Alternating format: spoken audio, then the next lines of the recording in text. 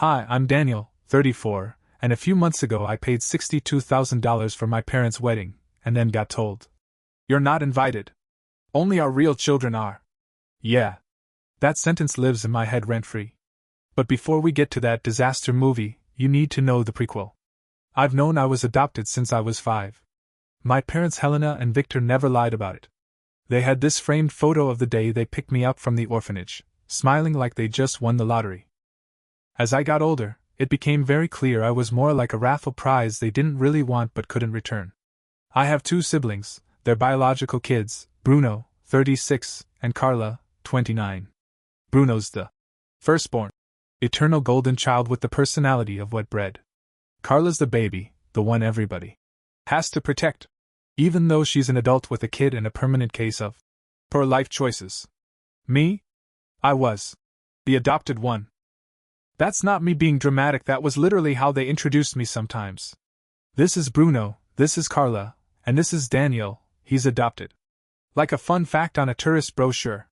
When we were kids, the phrases were constant. You're not really our blood. Your real parents didn't want you, you should be grateful. You don't count for this, it's just for family. And my parents never corrected it.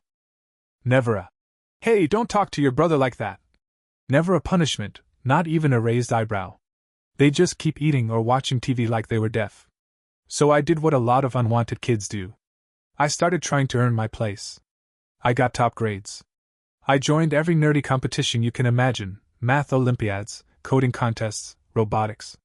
If there was a trophy for it, I tried to win it. My bedroom shelf looked like a tiny plastic army of participation awards standing at attention. My parents? They never came. They had 1,000 excuses. "We're tired. Your brother has a game. It's too far. We already know you're smart, you don't need us there." But when Bruno finished high school with grades that were technically legal but morally questionable, they threw him a huge barbecue, hired a DJ, and filled the house with balloons like he just discovered a cure for cancer. When I graduated with honors in computer engineering, they didn't even show up to the ceremony. I have a photo of me holding my diploma, standing between empty chairs where my family should have been. My coworker later joked that at least the lighting was good. Fast forward. I worked my ass off, got a scholarship, finished college, went into tech, and now I make more money than anyone in my family has ever seen outside a lottery commercial. I have my own apartment, a car that actually starts without prayer, and a stable life.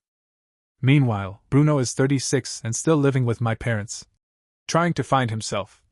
Which apparently means switching jobs every 3 months and sleeping until noon. Carla got pregnant at 22, her husband bailed, and she also moved back in with my parents, with my nephew Leo. Neither of them ever left. My parents pay their bills, buy Leo's clothes, and occasionally call me with that "we're so exhausted" tone, right before asking if I can lend a little to help with something. "Just until next month, Danny. We'll pay you back, you know we're good for it." They were not, in fact, good for it. After a few years of loans that mysteriously became gifts, I stopped giving them money. I didn't make some grand speech about boundaries, I just started saying, "Sorry, I can't," and kept it at that.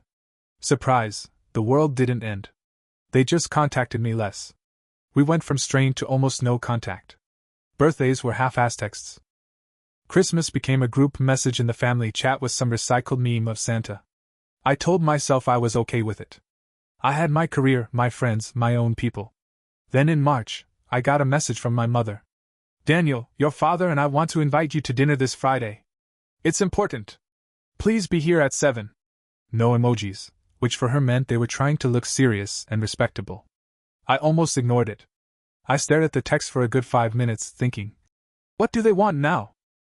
Because trust me, if my parents want to see me, there is always a price tag attached. But curiosity is a stubborn little animal. Friday at 7 p.m., I was standing in front of the house I grew up in, the house that never really felt like mine. Same cracked walkway, same faded paint, same plants my mom keeps half dead. Because they still have life in them. "Daniel, stop being dramatic." I rang the doorbell. My dad opened the door with the biggest, fakest smile I've ever seen on his face. "Daniel! Son! Come in, come in!" Son. That word coming from him already felt like a warning siren. The house smelled like roast beef and garlic, my supposed favorite. My mom swooped in and hugged me like we'd always been close. Her perfume hit me like a memory I didn't want. They'd set the dining table like it was Christmas Eve. Fancy tablecloth, the good, plates, candles. My brain immediately went, okay, this is either an intervention or a sales pitch. Bruno was slumped on the couch, scrolling his phone. He gave me a nod that translated to, whatever. Carla was there too, legs up, scrolling through Instagram. She didn't even look up when I walked in. We sat down. My dad poured wine for everyone, which only happened on special occasions. In our family. Another alarm bell. The conversation started light. They asked about my job, my apartment, whether I'd met anyone nice. They nodded at the right times, said, wow, and that's great. But their eyes were totally blank. After dessert, my parents exchanged one of those looks married people have when they're about to tag team you. My dad cleared his throat, straightened up, and folded his hands on the table. Well, Daniel, he said, there's a reason we asked you to come tonight. And right then I knew. This wasn't about reconnecting. This was about the bill they wanted me to pay. My dad took a deep breath and looked at my mom like they were about to announce a royal engagement. We've decided, he said. After 37 years together, we're finally going to get married. Officially. I blinked. You what? Mom reached across the table and took his hand, her eyes practically misting over. It's time, Daniel. We want to make it official. We want to celebrate our love with a proper wedding. A real ceremony. For family. Bruno clapped once, like he was trying to remember how hands worked. Carla finally looked up from her phone and smiled like someone had just offered her a cruise. I nodded slowly. Okay. Well, congrats. That's great. I honestly didn't care. It was weird timing, but hey, whatever made them happy. Then came the part one was waiting for. Dad leaned forward like a man about to close a deal. And that's where you come in, son. There it was. See, weddings are expensive, he said. And with your siblings going through, transitions, and us being on a fixed income. Mom jumped in. We just thought it would be such a beautiful gesture if you could cover the costs. As a gift. From you to us. I didn't say anything. Not right away. I just looked at them. Both smiling like this was some normal, lovely family thing. Like we were the Brady Bunch and not whatever this was. I finally said. You want me to pay for your wedding? Mom beamed. Exactly. And we don't want anything crazy. Just something elegant. Tasteful. Around 150, maybe 200 guests. A venue with charm. Oh, and I already started looking at dresses. My mouth went dry. You're the one doing the best financially. Dad added. And we're so proud of you, Daniel. They had never said that before. Not once. Not when I graduated. Not when I landed my first real job. But now that they needed a check, suddenly I was a miracle. And of course, Mom continued, you'll be part of everything. The planning, the guest list, this is a family event. I stared at them. Then Bruno chimed in. Yeah, man, it makes sense. You've got money, we don't. Simple as that. Carla didn't even blink. And honestly, it's time you contributed to something meaningful in this family. I laughed. I actually laughed out loud. Just once. That kind of shocked, low, bitter laugh that just slips out before your brain catches it. Sure, I said. Let me think about it. Mom squeezed my hand, already glowing. Of course. But don't take too long, sweetheart. The vendors are booking up fast. I got in my car, sat in the driveway for 20 full minutes with the engine running, staring at the dashboard like it owed me answers. I wanted to say no. I swear to God, I wanted to say no. But then came that old, pathetic voice. That part of me I hate, the one that still hoped that maybe, just maybe, if I did this, they'd finally see me. That voice lied. Within a week I said yes. And the moment I agreed, the floodgates burst. Mom was sending me dress photos. Dad was texting me about venues. Carla emailed me links for DJs. Bruno sent me a list of things we definitely need for the bar. It didn't feel like a wedding. It felt like being handed a flaming briefcase and being told to smile while my savings burned. The venue came first, $14,800 for a rustic chic space outside the city with a view of the hills. Then came catering. My mother wanted a 3-course plated dinner. No buffets, she said. We're not peasants. That was $11,000. Mom's dress? $3,700. Second dress for the reception? $2,200. Hair and makeup team? $1,100. Oh, and a live string quartet for the ceremony, because it just adds class. Every conversation began with, "Since you're paying for everything," and ended with another chunk of money gone. And every time, they said it like I should feel honored. Like this was my chance to finally belong. At one point I said, "Should we maybe trim the guest list a bit? 200's a lot." Mom stared at me like I just asked if we could serve rats on skewers. "Daniel, this is our once-in-a-lifetime wedding. We want it to be unforgettable." Oh, it would be unforgettable. Just not for the reasons they thought. It got out of control faster than I thought possible. Every day brought a new invoice, a new, essential, item for the wedding that somehow couldn't wait. Portable dance floor? $1,900. Designer floral arrangements flown in from another region? $2,600. A custom wedding website with a countdown and RSVP function? $850. "People need to be impressed, Daniel," Mom said. "This isn't just a wedding, it's a statement." I didn't know weddings were statements. I thought they were supposed to be about love and commitment, but apparently, this one was about proving to the neighbors that my parents still had it. And I, apparently, was the wallet tasked with funding that illusion. Dad had started calling me Champ. Bruno had started giving me weird little fist bumps like we were brothers. Carla was suddenly texting me photos of Leo with captions like, "Your favorite nephew says hi." It was fake. All of it. But part of me, God help me, wanted it to be real so badly. I started dipping into savings. I even delayed some investment plans. I told myself it was temporary. That I was doing something nice. That maybe, this was the turning point. Then came the dinner.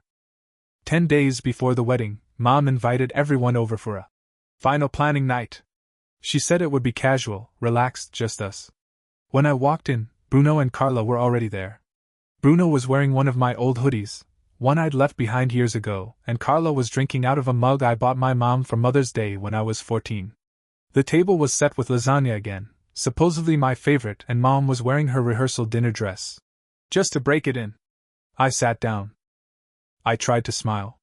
We went over some last-minute details, seating arrangements, song list, when to have the toast. And then, over coffee, Mom dropped the bomb. "Oh, Daniel," she said, all casual. "We meant to tell you about the guest list. There's a small change." I felt the hair on the back of my neck stand up. "What kind of change?" Dad cleared his throat and folded his hands like he was preparing a legal defense. "Your mother and I have decided to make the wedding a more intimate affair." "Intimate how?" I asked. "Just family," Mom said. "You know, real family. Blood." I stared at her. For a second, I was sure I'd misheard. "You're saying I'm not invited?" Bruno smirked. Carla looked down, but I could see the grin forming. Dad spoke again, like a man explaining a parking ticket. "It's not personal. It's just, this is a special day. We want it to be between us and our biological children." I was speechless. Literally couldn't speak.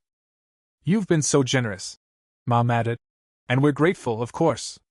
But we just feel that this moment is about celebrating the family we created together, the natural way." My heart was pounding. I looked around the room at these people I had tried so hard to please for 34 years. "I paid for this wedding," I said, my voice shaking. $62,000. I paid for everything. "And we're thankful," Dad said, as if that made it okay. "You're uninviting me from a wedding I paid for." "It's not about money, Daniel," Mom said with a sigh, like I was the one making this awkward. "It's about connection.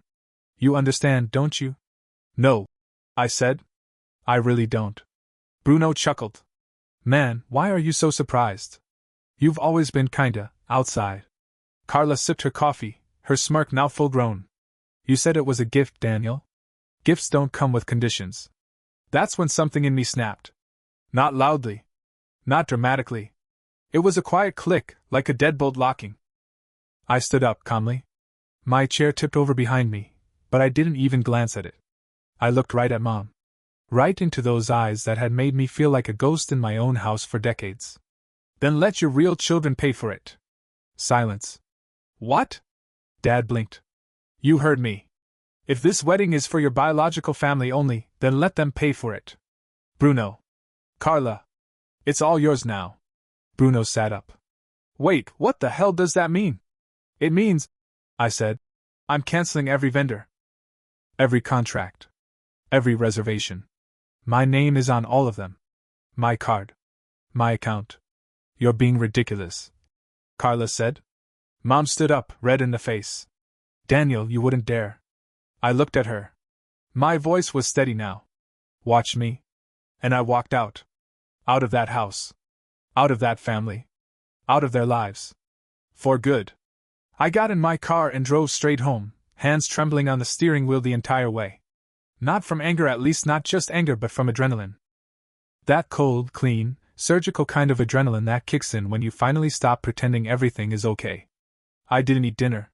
Didn't turn on the lights.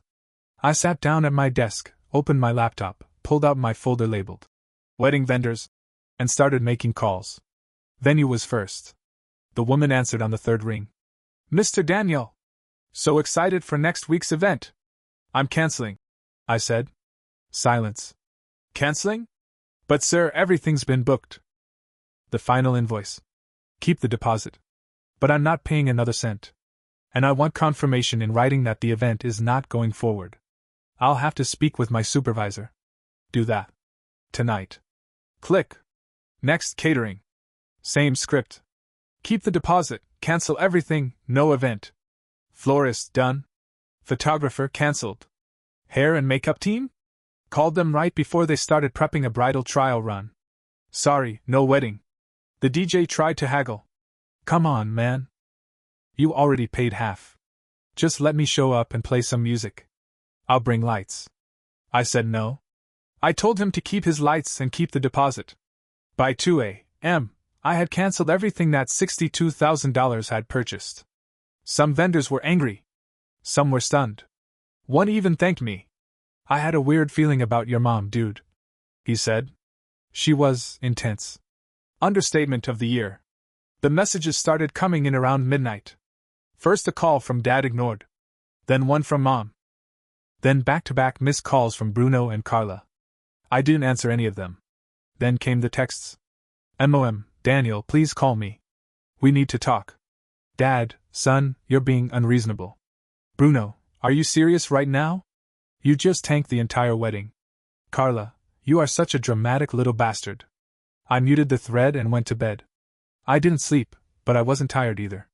In the morning, I got one last text from my dad. Dad, we'll go ahead with the wedding. With or without your money. My response? Me, great. Just make sure it's without my money. And without the vendors I paid. I blocked them after that. Now, I assumed they'd panic. I assumed they'd be angry. What I didn't expect was for them to actually try to pull the wedding off anyway. But oh, they did. 3 days later, I heard from my cousin Maria. Maria, did you really cancel everything? Me, yeah? Maria, they're still doing it. At the house. In the backyard. That's when I realized the show must go on even if it looked like a train crash in slow motion. From what I gathered, they scrambled to turn the backyard into a DIY wedding venue. They borrowed folding chairs from the local community center. They bought plastic tablecloths and cheap fake flowers. The guest list shrunk from 200 to maybe 20. Neighbors. A few friends. No vendors. No music. Bruno was the DJ with a Bluetooth speaker from the kitchen. Carla handled the food, fried chicken from a fast food joint. Not joking. No cheese table. No artisanal anything. Just buckets of chicken and soda cans on paper plates. And my mother? She wore the $3,700 dress. In the backyard. In front of a lawn chair altar. The priest they'd booked never showed up. Turns out he was one of the vendors I'd cancelled, and they never followed up. The photos? Oh, the photos were everything. Someone leaked them to me, and I looked at every single one. Not out of cruelty, but because I needed to see it.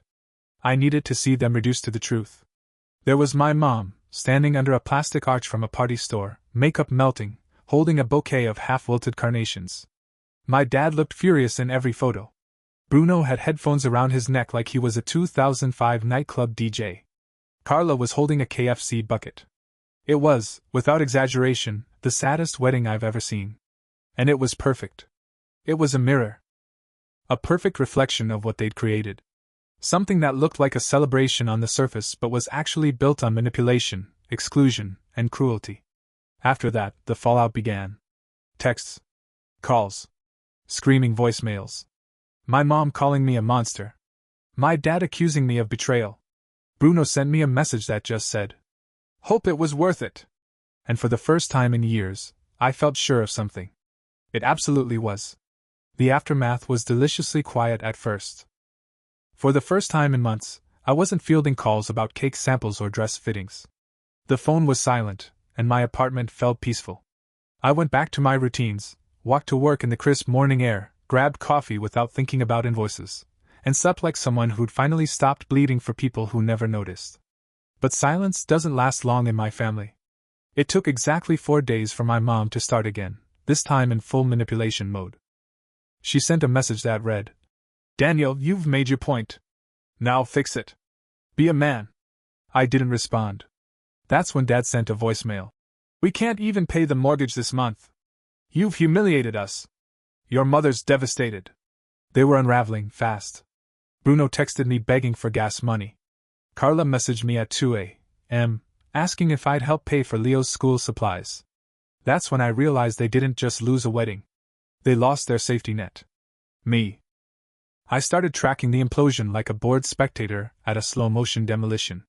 According to Maria, Bruno and Carla were fighting constantly about money, chores, whose turn it was to buy groceries. My dad apparently had to borrow cash from a cousin just to fix the water heater. My mom went to church and cried to anyone who'd listen about how her adopted son betrayed the family. But no one offered help. Turns out, no one likes being guilt-tripped with fried chicken and folding chairs. I stayed out of it. Watched from a distance. One night, Carla called me 15 times in a row. When I didn't answer, she left a voicemail yelling, "This is your fault. You ruined everything." And I just smiled. Because no, I didn't ruin anything. I just stopped funding the illusion.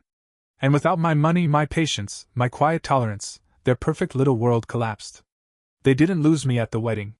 They lost me years ago. They just didn't realize it until their ATM walked away.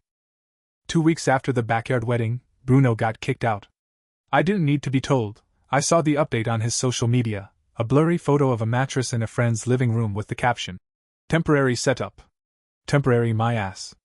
Mom finally snapped after he asked her to co-sign a loan for a used car and then called her emotionally manipulative when she said no. Carla lasted longer, but not by much.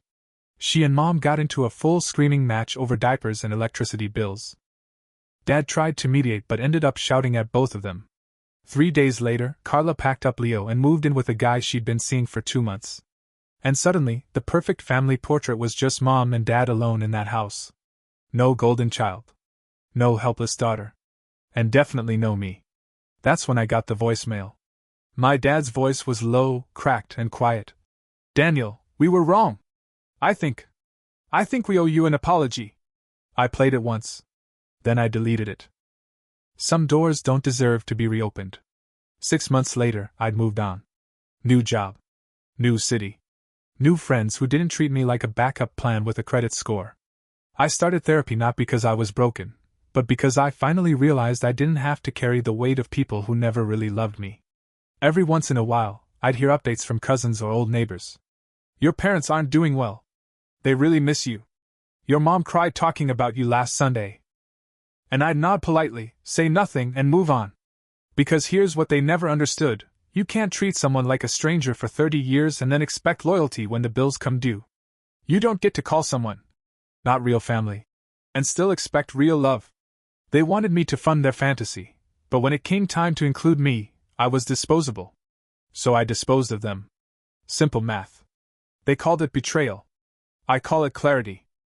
The final time Mom reached out, she emailed me a single line. "So that's it? You're really gone?" And I didn't reply. Because I wasn't gone. I just finally arrived in a life where I was no longer begging to be chosen.